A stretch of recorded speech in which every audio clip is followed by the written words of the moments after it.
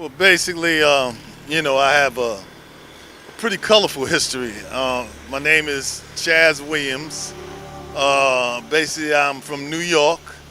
I was born in Harlem, raised in Queens, in Jamaica, Queens, Southside Jamaica.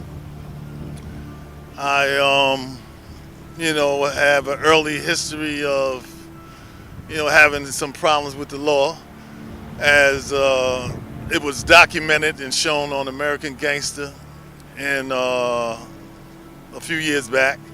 You can also find the bio on the bio channel under infamous gangsters.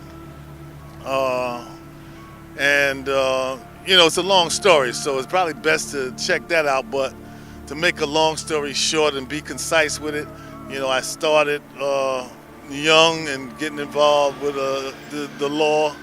I did a lot of time in the penitentiary.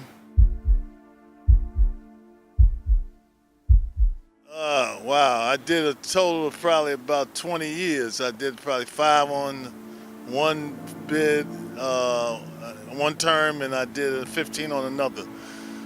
So, in federal prison, actually. Well, I mean, my history is pretty colorful again in that, I made some history early on when I was in a prison in Milan, Michigan. And, I was, no prison is fun. I don't want to say that much, but, I came along in my life and made the best out of some of the circumstances while I was incarcerated. You know, some in the early parts was some things that I took advantage of that was against the law, and some that I did later on that was within the law.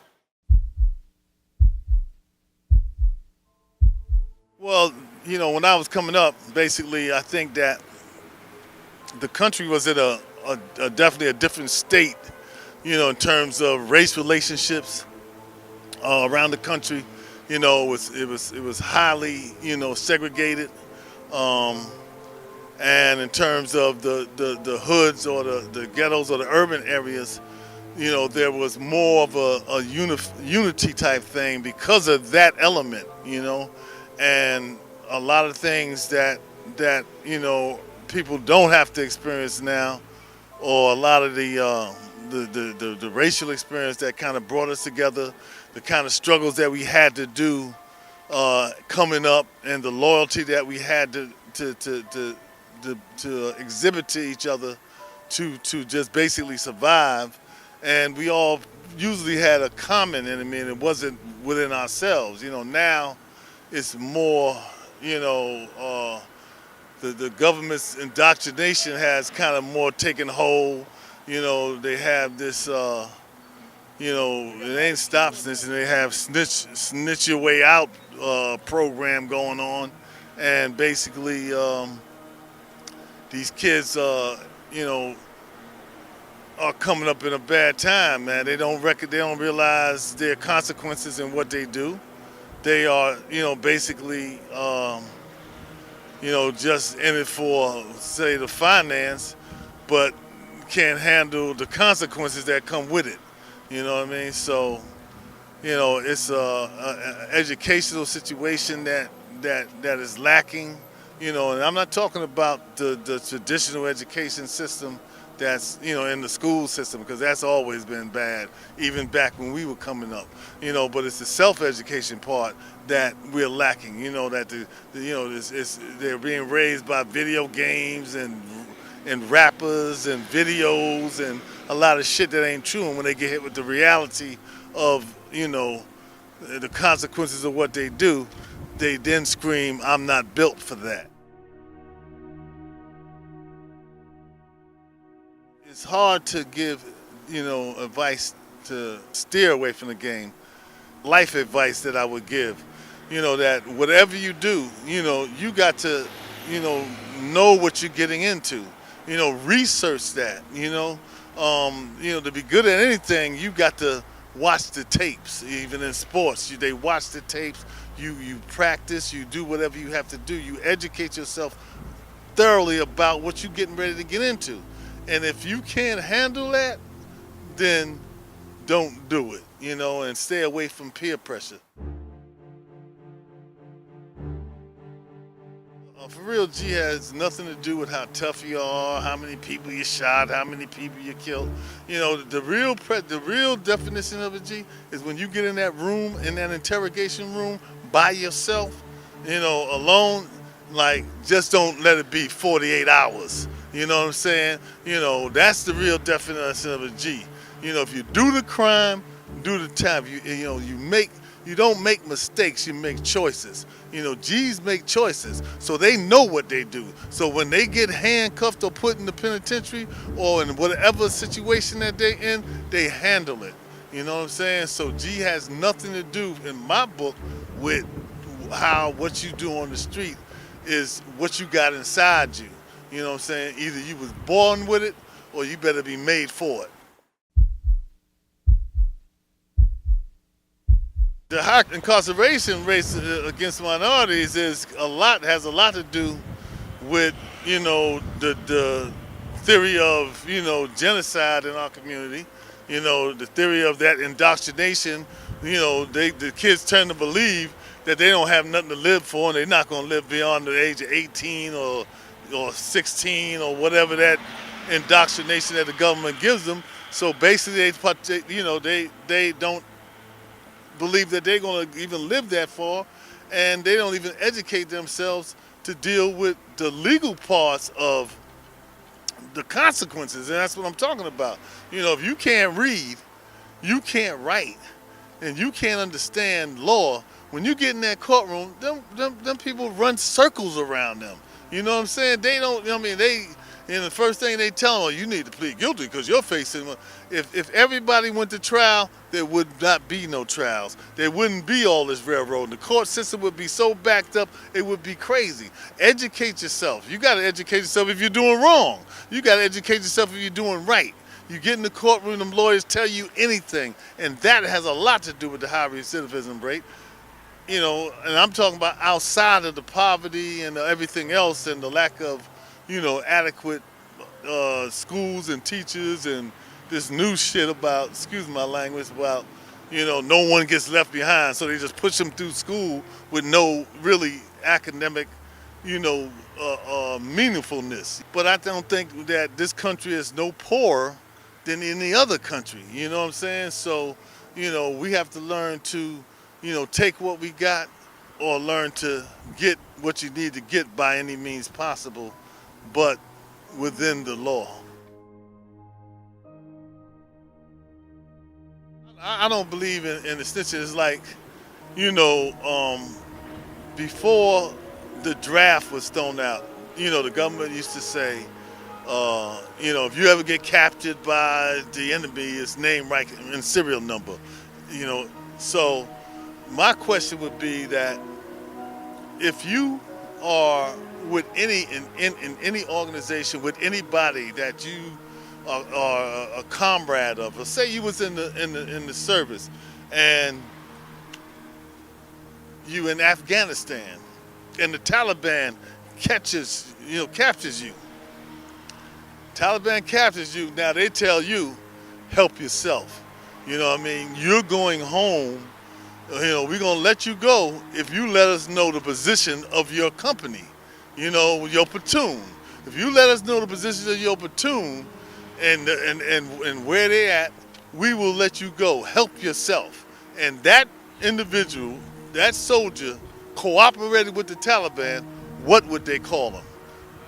You know what I'm saying? So, that's my feeling about the snitch. I don't believe in that. You do the crime, you do the time. You can't do the time, don't do the crime.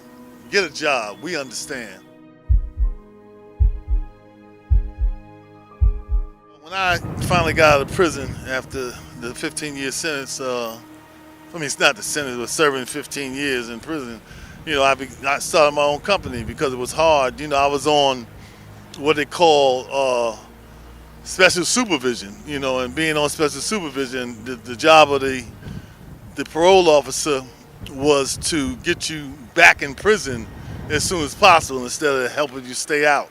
So uh, I had to create a way because part of your parole plan is to stay gainfully employed, or they would violate you and send you back to prison. So you know you would have to come in every week and let them know what you were doing in terms of seeking employment. And so then they would ask you, well, where did you apply at? So once you tell them that, they would go to the job to call themselves verifying it, but actually it's the catch-22. Imagine the parole officers walking in there with flak jackets on, the badge hanging off their neck, and asking, is so-and-so working here? You know what I mean? So again, they had to catch 22, so I had to create a situation and a business that they could not interfere with. So I created my own company, and it was Black Hand Entertainment, and I started off as a promotion company and basically evolved into doing a full independent record label, and I released some records that had some pretty prominent artists at the time. I had an album called The Black Gangster, which featured Jay-Z, Ja Rule, DMX, 50 Cent, and several other artists from the South, Mac Dre from the West, and I was the former manager of Foxy Brown, and I don't know what term I would term the relationship with 50 Cent, but I was on tour with him and handled a lot of the business of touring, for him at the time.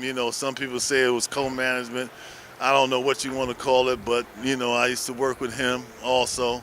I guess he got a couple of songs out on it or whatever, but I basically now still have my record company, and I have some new artists that I manage because I also have a management division.